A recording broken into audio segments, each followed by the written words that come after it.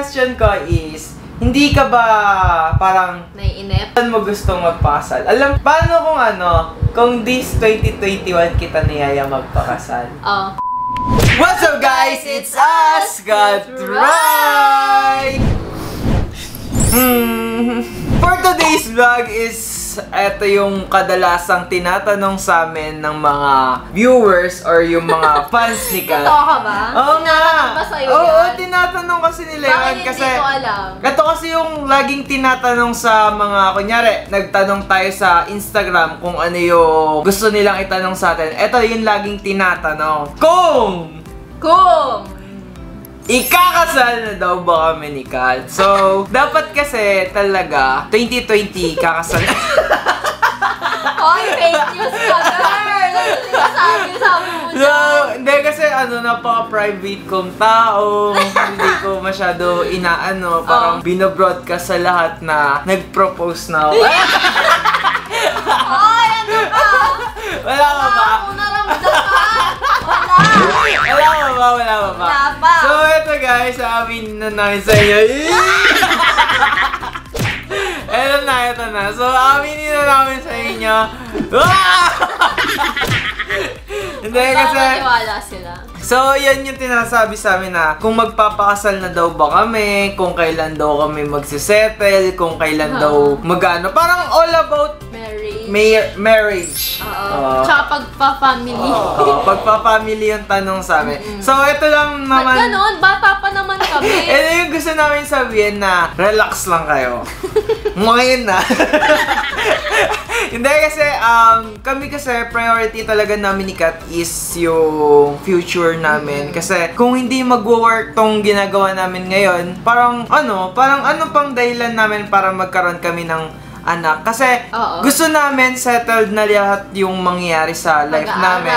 Yes, pag-aaral. Hindi pa siya nilalabas. Gusto kong may pampaaral na. Oo, guys. Kasi ayun talaga yung plan ko din before ako magkaroon ng anak. Pamilya. Pero sabi nga nila, di ba, lagi namin sinasabi to, you will never get ready. Pero as much as possible, syempre, gusto namin, ready kami ni Kat. Kasi ang pagpapamilya, dun sa mga viewers namin na mga bata pa, ang pagpapamilya kasi, napakalaking decision.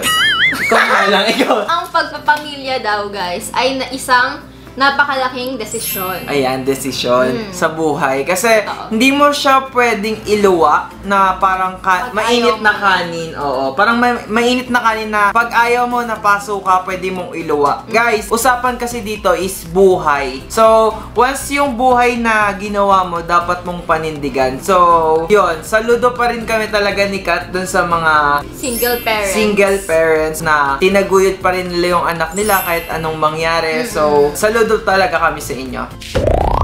Ano ba sa tingin mo kung bakit hindi pa tayo nagpapakasal?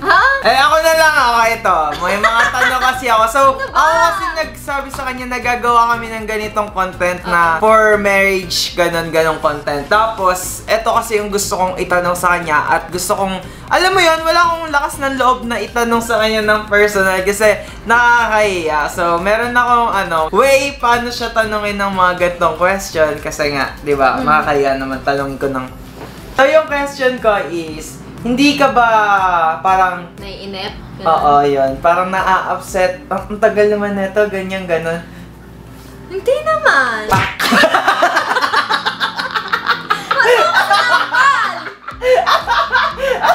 Dapat mainip ako. Dapat mainip ka! Siyempre, ang tagal ko dapat ganon! Ako, sa totoo lang, hindi naman.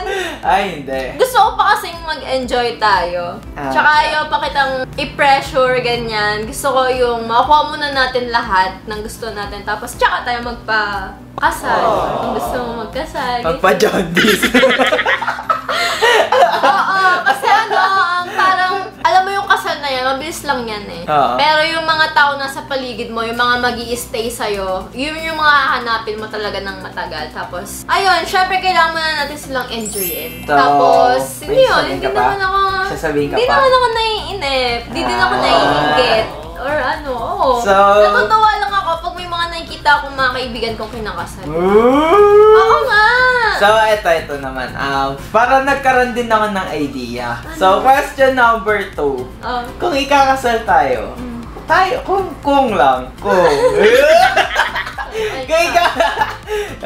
kung ikakasal tayo, saan mo gustong magpakasal? Alam ko, natanong ko na sa'yo to before, pero gusto ko lang ulit itanong, malay mo, magbago. Ako na lang una. Ako kasi, parang feeling ko kasi, ayoko nang mahiwalay kay Kat. Ayoko na siyang mawala, gusto ko na siyang matali sa akin. Kaya, before, tinatanong ko sa kanya, kung willing ba siyang magpakasal sa akin kahit West lang, ganun. Parang, kahit kaming dalawa lang. No witness. Sobrang selfish ko, no? Pero, naintindihan ko na na parang sa part ni Kat is sobrang iba yung feeling kapag yung mga ganun. So, hanggang hindi pa ako ready, never kong sasabihin sa kanya yung ganung words. So, ikaw, ako? Ano na yung mo?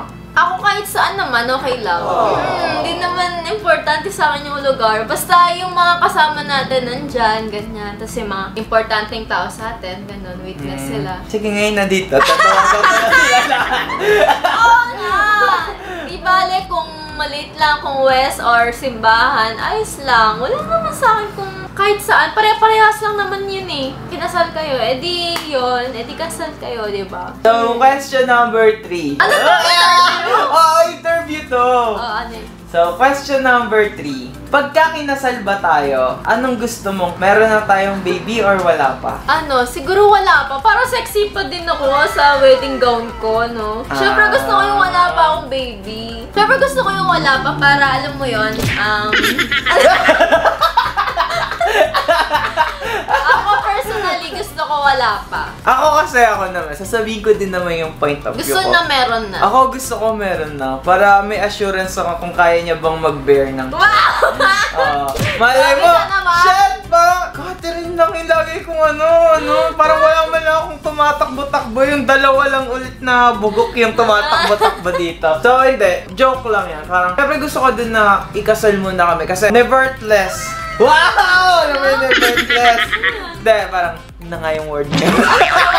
Nevertheless kung magkaroon man tayo ng anak or wala. Nevertheless? Nevertheless yan. Yung mga sosyal na yun. Nevertheless? Nevertheless. Question number 4. Paano kung this 2021 kita niyaya magpakasal? Papayag ba ako? Ready ka na ba? Kasi feeling ko naman, ready na ako. Ako?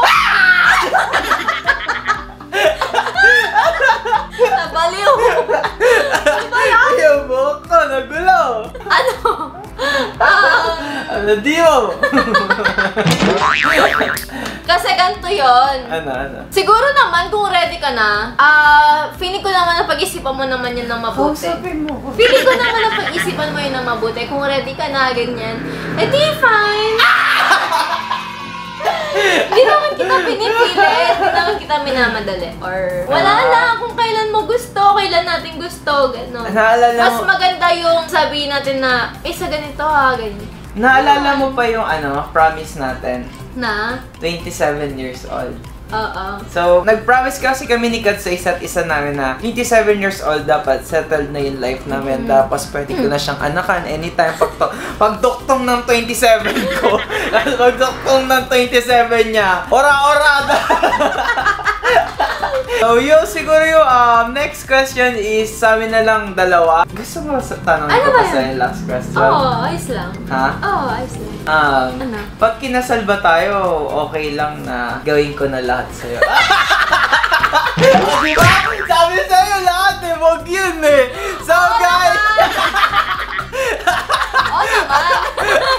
naman! Sasapakin ko mukha ko. So ayun lang guys, gusto lang namin sa inyo i-share yung mga thoughts namin and yung mga gusto namin mangyari sa life namin. Kasi sobra kasing ang bilis din ng facing ng life namin na last year, wala kaming makain, puro hotdog, itlog lang. Tapos kaya medyo nakakain na. Makikita mo naman sa katawan. Gusto lang namin i-share yung thoughts namin about marriage. So, gusto lang din namin maka-inspire ng people. Tapos gusto lang din namin sabihin dun sa mga tao na sa mga bata, lalo na ngayong pandemic pa din na huwag tayong padalos-dalos ng mga ginagawa natin sa buhay. Di porke yung namimiss mo lang siya, ganyan. Ano na yung gagawin niya pag nakita kayo. Guys. Kaya, ayun, naisip ko din na itong pagiging influencer namin ni Kat, gusto lang ulit namin makahelp at ma-remind lahat ng mga tao na, alam ko kasi, na-check namin yung mga batang nanonood sa amin below 16, ganon, medyo marami. So, gusto lang namin ulit i-remind kayo na huwag nyo munang gagawin yung mga bagay na pagsisisihin nyo. Oo, tsaka bata pa tayo. Oo, bata pa. Kailangan na muna natin mag-enjoy. Lahat ng mga nasa paligid natin, kailangan ma-experience natin bago tayo mag-settle. Alam mo yun, bago tayo magpamilya, bago tayo mag-anak. Masarap kayang mag-happy-go-lucky lang muna, gano'n. Tapos, abutin nyo yung mga dreams nyo, magkasama ng boyfriend mo, diba? Pero alam mo yung pinakamagandang part pag nag-asawa ka na maaga. Ano? Parang feeling mo... Naabutan mo yung anak mo. Hindi! Feeling mo yung parang tropa mo lang yung anak mo. Yun yung maraming positive tapos negative din. So yung mga bata dyan na nanonood ng below 18, pag-isipan nyo mabuti yung mga gusto nyong gawin sa buhay nyo. Hindi nyo pwede nang sabihin na ayoko nyan, ipapalaglag ko yan. Huy! Huy, ikaw! Matakot ka pag ginawa mo yan. So, kasi bigay yun ni Lord. Blessing yun. So, ayun lang. Thank you so much guys for watching. And I hope natuto kayo dito sa aming video and napakilig namin kayo. Wow! So guys, eto na. So, nakikita nyo naman na nagde-daily vlog na ulit kami. Medyo busy lang kaya naka-sit down videos kami. So, guys, comment down below, ilagay niyo yung mga pangalan nyo kung sino yung gusto nyong i-shoutout sa next video namin. Promise, isa-shoutout namin kayo. Pipili kami ng 10. 10! Yan 10. Madami yan guys. So guys, i-comment nyo lang sa baba. Katry pa rin sa 2021.